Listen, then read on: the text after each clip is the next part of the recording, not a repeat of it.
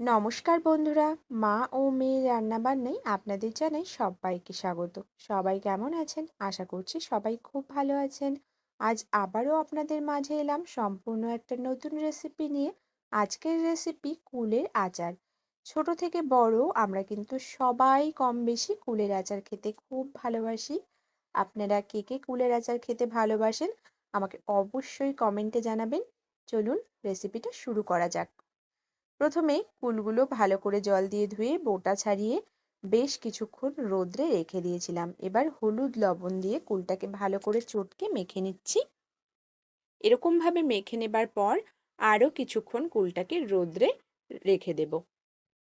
এবার একটা মশলা তৈরি করে নিচ্ছি। গোটা মৌরি, গোটা ধনে, কিছুটা পাঁচ ফোড়ন, কিছুটা মেথি আর কয়েকটা শুকনো লঙ্কা শুকনো কড়াইতে দিয়ে বেশ কিছুক্ষণের জন্য নেড়েচেড়ে ভেজে নেব, যতক্ষণ পর্যন্ত একটা সুন্দর সুগন্ধ না বার হবে। এবার কড়াই থেকে মশলাটা নামিয়ে নিয়েছি। কড়াইতে দিয়ে দিচ্ছি সর্ষের তেল। সর্ষের তেলে কিন্তু আচারটা করলে খুব ভালো হবে আচারটা খেতে। কড়াইতে সর্ষের তেল দিয়ে গরম হয়ে যাওয়ার পর দিয়েছি শুকনো লঙ্কা আর পাঁচ ফোড়ন। ভালো করে পাঁচ ফোড়ন আর শুকনো লঙ্কাটা ভাজা হয়ে গেলেই এই যে কুলটা দিয়ে দিচ্ছি। এবার এইভাবে কিন্তু কুলের আচার করলে ফ্রিজে রাখতে হবে না, অনেক দিন পর্যন্ত একটা কাচের পাত্রে রেখে দিলে বেশ ভালো থাকবে।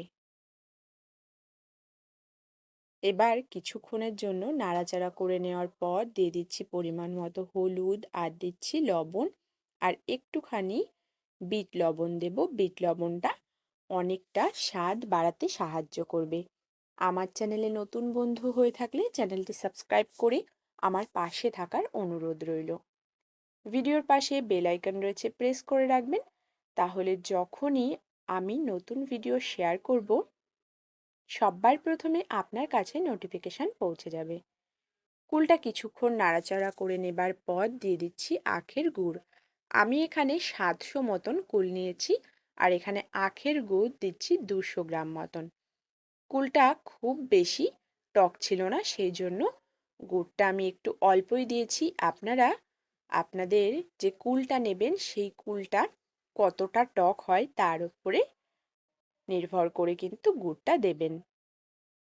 এবার কিছুক্ষণের জন্য এইভাবেই গ্যাসের হিটটা মিডিয়াম টু লো করে গুড়টাকে ভালো করে গলিয়ে নেব। দেখুন গুড়টা কিন্তু খুব ভালো করে গলে গেছে। এবার আচারটা আরও ভালো করে হবার জন্য আমি কিন্তু গ্যাসের হিটটাকে এবার বাড়িয়ে দিলাম।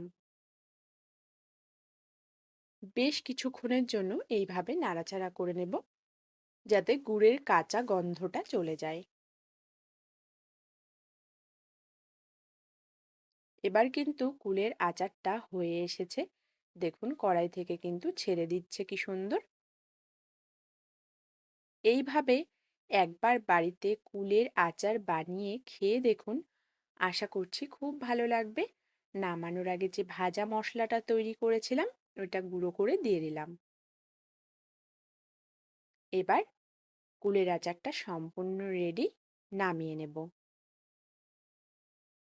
একবার আমার রেসিপি ফলো করে অবশ্যই বাড়িতে এই কুলের আচার বানানোর অনুরোধ রয়েছে।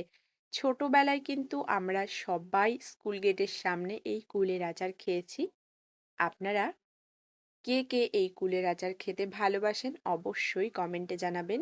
আমি খুব ভালোবাসি আর এইভাবেই আমার মাকে দেখেছি কুলের আচার বানাতে।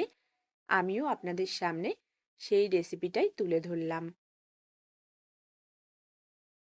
এবার নামিয়ে নিচ্ছি। একটা পাত্রের মধ্যে নামিয়ে আমি সার্ভ করছি একটু বিট লবণের সঙ্গে। আজকের রেসিপি এই পর্যন্ত। দেখা হচ্ছে অন্য কোনো রেসিপিতে। ততক্ষণের জন্য সবাই ভালো থাকবেন, সুস্থ থাকবেন। ধন্যবাদ।